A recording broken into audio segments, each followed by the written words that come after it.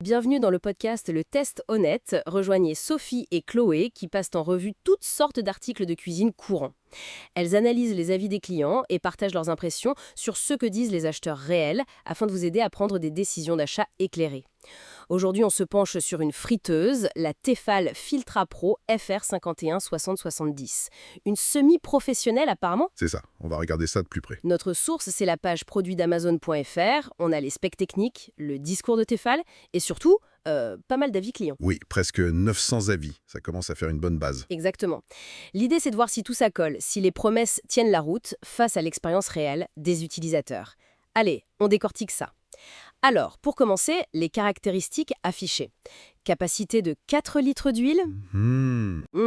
Ça permet de faire jusqu'à 1 kg de frites ou même 1,3 kg de nuggets, disent-ils. Et une puissance de 2400 watts. Ça suggère quoi? Une chauffe rapide. Bah oui, 2400 watts, c'est costaud pour une friteuse domestique, même dite semi-pro. Et effectivement, la chauffe rapide, c'est un des points qui revient le plus souvent dans les commentaires positifs. Ah, donc ça se confirme. Oui, les gens disent « chauffe rapidement, chauffe très bien ». C'est un avantage clair. Pour la capacité, 4 litres, Tefal annonce ça pour 4 personnes environ. Ok.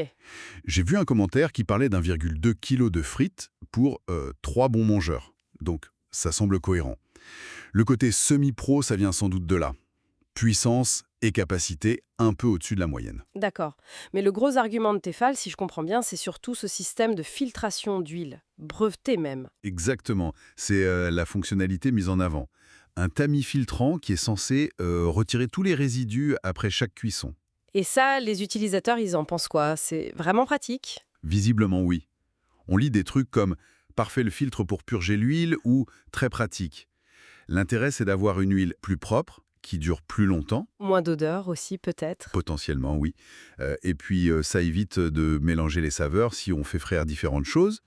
Et économiquement, on change l'huile moins souvent. Et ça se combine avec la zone froide, c'est ça? Oui, c'est un système assez classique mais efficace. La zone sous la résistance chauffe moins. Les petites miettes tombent là. Ah, d'accord. Et comme elles ne surchauffent pas, elles ne carbonisent pas et ne dégradent pas l'huile aussi vite. Le filtre, lui, intervient au moment de vider et stocker l'huile. Ingénieux. Est-ce que ça complique pas un peu le nettoyage, ce filtre en plus? Même s'il passe au lave-vaisselle, comme la cuve et le couvercle. C'est une bonne question. Forcément, il y a une étape de plus, sortir le filtre, le nettoyer. Mais bon, la cuve amovible en inox, le panier, le couvercle, tout ça passe au lave-vaisselle, sauf le bloc de chauffe bien sûr. Logique. Donc globalement, les retours sur la facilité de nettoyage sont plutôt très positifs.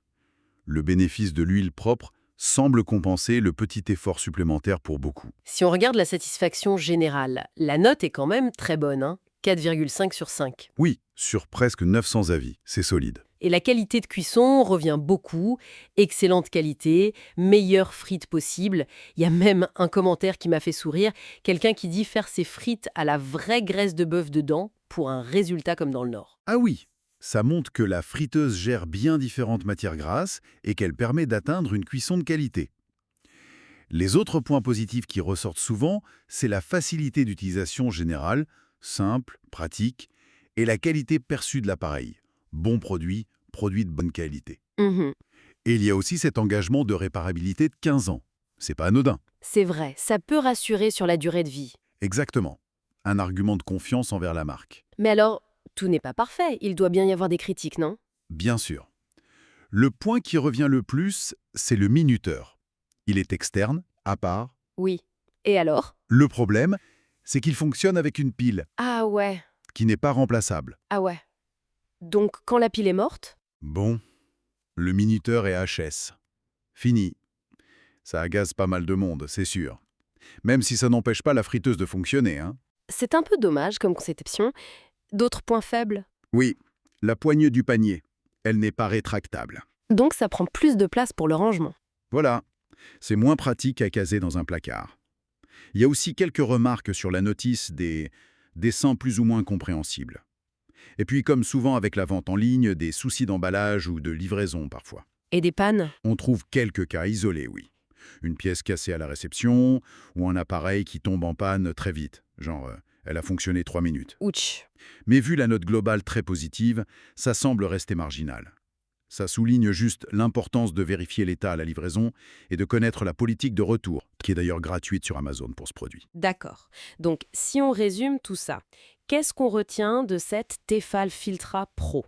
On a une friteuse qui semble tenir ses promesses sur l'essentiel.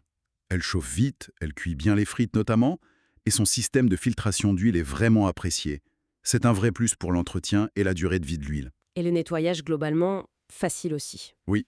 Face à ça, on a quelques points de conception un peu moins convaincants, comme ce minuteur à pile non remplaçable ou la poignée fixe, et le risque statistique d'un défaut isolé ou d'un problème de livraison. Mais dans l'ensemble, le positif l'emporte largement. C'est l'impression qui se dégage très nettement des avis, oui.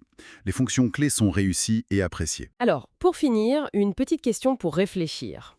Toute cette attention mise sur la filtration, sur une huile plus propre plus longtemps, est-ce que tu penses que ça peut influencer la façon dont on voit la friture maison? La rendre moins, moins exceptionnelle ou plus acceptable au quotidien? C'est intéressant comme question.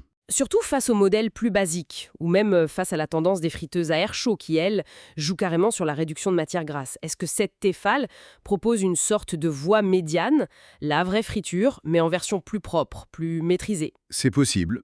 Ça rend peut-être la friture traditionnelle un peu moins contraignante, moins sale perçue. Ça pourrait séduire ceux qui aiment les vraies frites mais hésitent à cause de la gestion de l'huile. À méditer. Vous venez d'écouter un épisode du podcast Le Test Honnête. Nous vous aidons à prendre des décisions éclairées, une critique de produit à la fois. À la prochaine fois.